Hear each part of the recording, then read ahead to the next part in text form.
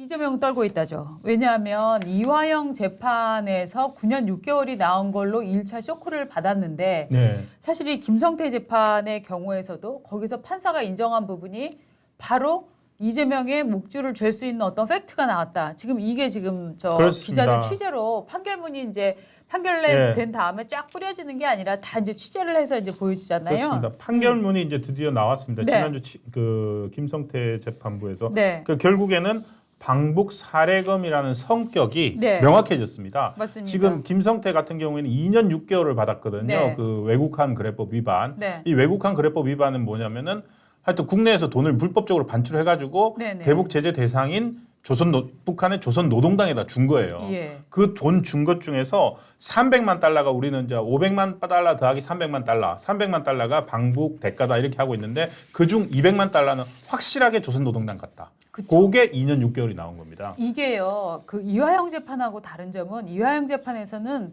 돈이 넘어간 거는 맞는데 그 돈이 방북 비용인지는 판단을 안 했습니다. 그런데 오히려 김성태 재판에서는 이 200만 달러가 방북 비용이다, 방북 대가다라고 이제 정확하게 얘기를 한 거죠. 그렇습니다. 네. 그러니까 그 같은 혐의를 받고 있는 이재명 전 대표 입장에서는 이화영의 재판도 굉장히 무시무시하지만 김성태 재판에서 인정된 사실이라는 게 바로 자기를 강타할 수 있다라는 네. 계산이 나오는 거죠. 그렇습니다. 그러니까 이게 여기 법원에서 인정된 거기 때문에 네. 지금 이재명 대표가 기소가 됐잖아요. 대북 송금 건으로 3자 네. 뇌물로. 네.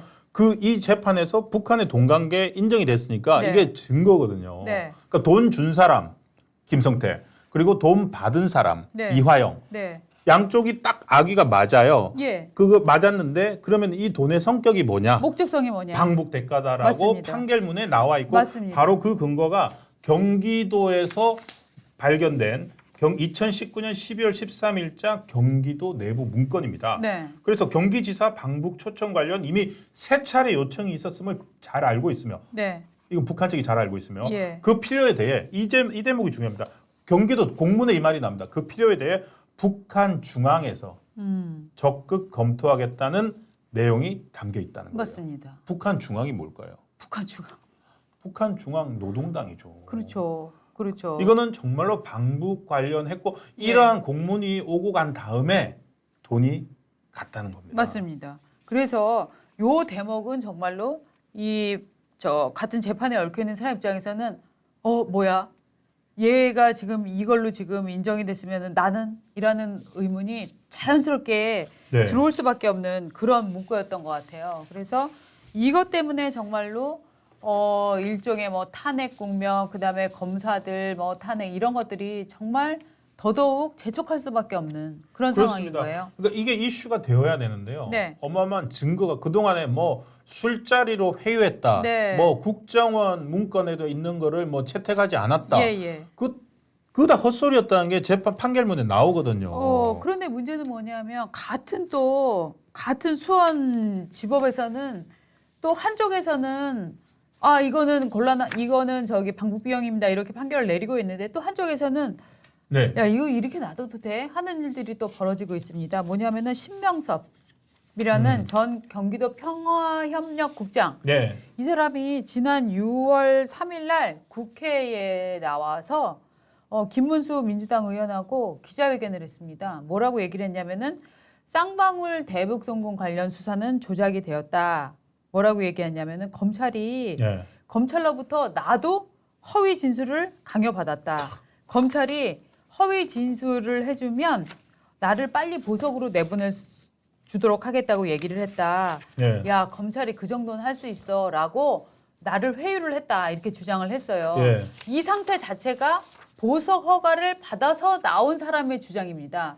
저 사람이 말입니다.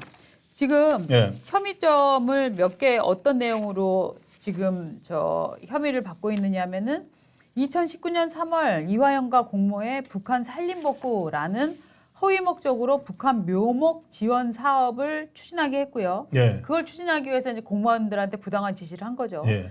그다음에 10억 원 정도의 북한 밀가루 지원 사업이 있는데 요거를 자기가 직권이라고 하면서 그거를 재개하도록 해서 요거 이제 배임이나 이런 혐의겠죠. 부당 지시를 한 혐의. 예. 그 공무원들에게 의미 없는 일을 하도록 한 혐의. 그다음에 경기도 평화협력국장을 그만둔 뒤에는 경기도 문건 240개를 USB에 담아서 민주당 대표실 관계자한테 줬다는 거예요. 네? 대북 송금 당시 이재명 연관성 있는 문서 이런 거 있나? 확인해서 받을 수 있나? 라고 민주당 그 당대표실 네. 관계자의 즉 이재명 관계자죠. 이재명 관계자의 요청을 받아서 공문서를 쭉쭉쭉쭉 복사해 갖고 USB에 담아서 넘겨준 거예요. 그러니까 네. 이 사람은 애초에 말이 안 돼요. 지난주 저희 말씀드렸잖아요. 그 검찰에서 네. 그 이화영 재판 관련해 가지고 네네. 3명을 그 위증죄로 기소했잖아요. 예. 그 위증죄로 기소한 당사자예요. 맞습니다. 법원에서 이화영 재판하는 동안에 계속 위정을 해가지고 그쵸? 술자리 회유 받았다, 뭐 검찰이 협박했다 해가지고 이 재판을 막 헛들어뜨리려고 했는데 그 신진우 부장 판사죠, 그 수원지법 형사 11부에서 그 인정을 안 한 거 아닙니까? 네네. 그래서 이화영이 9년 6개월이 나왔는데 네. 지금 이 사람이 알고 봤더니 보석 상태였네요. 맞습니다. 이런 사람을 보석으로 내놓으니까 저기 가서 하는데 지금 여러분 마치 그 이 사람을 경기도 전 평화협력국장 네. 이런 식으로 얘기를 하니까 이 사람은 마치 오래된 공무원인가 경기도 보다. 공무원인 것처럼 생각을 하는데 네. 이 위증죄로 경찰이 고소를 했을 때 이 사람들 평화협력국장 1명 그리고 이화영 지사 당시 평화부지사의 수행비서 그리고 이화영 당시 평화부지사의 사적 수행 운전기사 이 3명에 대해서 뭐라고 했냐면은 이 사람들의 위증은 이화영 전 부지사와의 오랜 경제적 의존 관계와 상하 관계에서 비롯됐다. 네. 그러니까 경제적으로 오랫동안 이화영에 그 종속되어 있던 사람들인 거예요. 이화영은 막 국회의원하고 뭐 저기 이재명 줄 타고 또 무슨 자리 맡고 네. 이러면서 이 3명을 먹여 살린 거예요. 그러니까 일종의 늘공이 아니라 어공일 예. 확률이 굉장히 큰 사람이죠. 그러니까 이 사람은 경기도 공무원이고 뭐 네. 고시 본 사람 이런 사람이 아니라 네. 그냥 이화영 따라다니다가 네. 이화영이 부지사 되니까 야 너 내 밑에 와서 국장해 이런 거 한 사람이에요. 그럼 이 사람이 일종의 어떤 공무원으로서 전문성과 이런 걸 인정받을 수 있는 사람이 아닙니다. 근데 이제 문제는 뭐냐면 이 사람이 이제 보석 신청을 했는데 보석 허가를 내줬습니다. 네. 이 사람이 기자회견에 나와서 검찰이 위증시켰다. 검찰이 나랑 딜했다. 검찰이 나 거짓말하면 보석시켜준다고 했다. 라고 얘기를 하니까 검찰이 이게 무슨 짓이냐 하면서 이제 재판부에다가 보석을 네. 취소해야 된다라고 얘기를 하니까 이거 보석 취소해야 되는 거 아니에요? 아니요. 그 판사가 이렇게 얘기했습니다. 이 사람이 예. 이 신국장이 그 이재명 전 부지사 측과 아니 이재명이 아니라 이화영 측과 접촉한 게 아닌가 하는 상당한 의심이 들기는 한다. 본인이 지금 재판 중인데 주의력이 좀 떨어진 거 아닙니까? 그런데 법원과 검찰이 판단하기에 보석 조건을 위반할 수도 있습니다. 라고까지 얘기를 했어요. 강력하게 얘기한 거잖아요. 판사가 이렇게 얘기했으면 네. 보석 취소해야죠. 네. 그런데 이렇게 또 계속 얘기를 합니다. 보석 취소뿐만 아니라 피고인이 이 사건을 부인하고 있는데 유무죄나 양형에 굉장히 안 좋은 인상을 줄 수도 있다. 그러나 검찰 측 의견서 정도론 보석을 취소할 정도로 위반했다고 확신할 수 없다. 이런 행위가 재발될 경우 보석을 취소할 것이다. 강력하게 주의를 준다. 강한 우려를 표하겠다. 야. 도대체 어떤 확신이 어느 정도가 되어야 이 판사님은 확신을 가지십니까? 에? 너무하지 않아요? 야. 아니 다 욕해놓고 앞에. 아니 검찰이 저는 네. 이게 뭐 검찰 편드는 게 아니라요. 네. 이러니까 네. 정말 그 수사하고 재판하기 힘들 것 같아요. 그렇죠. 아 진짜 야. 힘이 쭉 빠질 것 같아요. 아니 지금 범죄 혐의를 받는 자가 그것도 거짓말로 범죄 혐의를 받는 자가 나와서 그러니까 이를테면 위증죄까지 거짓말로 범죄 혐의를 받는 자가 네. 기자회견을 했습니다. 거짓말로 범죄 혐의를 받는 자가 이를테면 교통사고를 냈다.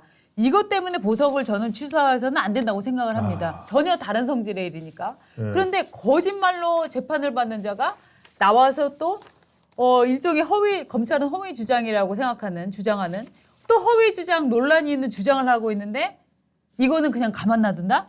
그냥 야 그러지 마세요 한다고요? 야, 너무 이상하지 않아요? 참, 야 정말로. 아니 근데 정말 보석을 한번 해보신 분이 있으면 모르겠는데 우리나라 법원은 정말 이렇게 재판받는 사람들한테 너그러운지 의견 한번 좀 올려주십시오. 정진상, 네. 정진상 전 실장도 네. 지금 보석 중인데 네. 거기도 그 저기 보석 범위 그 지역 범위 벗어나가지고 예. 서초동 와가지고 뭐 밤에 9시 넘어까지 술 먹고 12시에 들어가고 이래가지고 거기도 검찰이 그 전자발찌 차고 있잖아요. 맞습니다. 위치 파악해가지고 이 사람 보석 좀 이런 식으로 놔두면 안 된다. 네. 누구를 만나고 다니는지. 맞습니다. 당연히 누구 만나고 다니겠어요. 뭐 이재명 네. 전 지사 사람들 제 추측입니다. 뭐 네. 고등학교 친구들 만나고 다니겠습니까? 네. 그 재판 관련 협의하고 예. 뭐 심지어 총선 때 무슨 일 했는지 알 수도 없잖아요. 그렇죠. 어차피 이 사람이야말로 이재명의 브레인이고 네. 지금도 뭐 그 민주당 내에서는 뭐 그 여러 국회의원실에서 여러 사람들이 뭐 야 그 뭐 김현지한테 가서 물어봐. 뭐 네. 여전히 지금도 그런다는데. 맞습니다. 그러면 누구한테 물어보겠습니까? 이재명 대표의 그거를 최측근이라면 김현지, 정진상. 네. 지금 김용은 들어가 있으니까 김용도 나왔나요? 그 이런 나와 있으면 이 사람들 다 연락할 수 있는 거 아닙니까? 아 김용은 이제 구속 1심 때문에 김용은 그 구속이 돼 있죠. 예. 김용도 보석돼 있다가 이제 1심 판결 내면서 들어갔거든요. 네.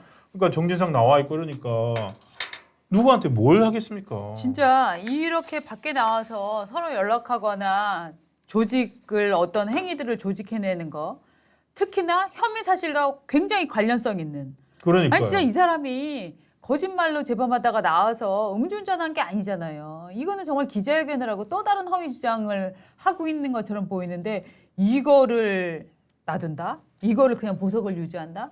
저는 정말 이 부분에 이해가 안 됩니다.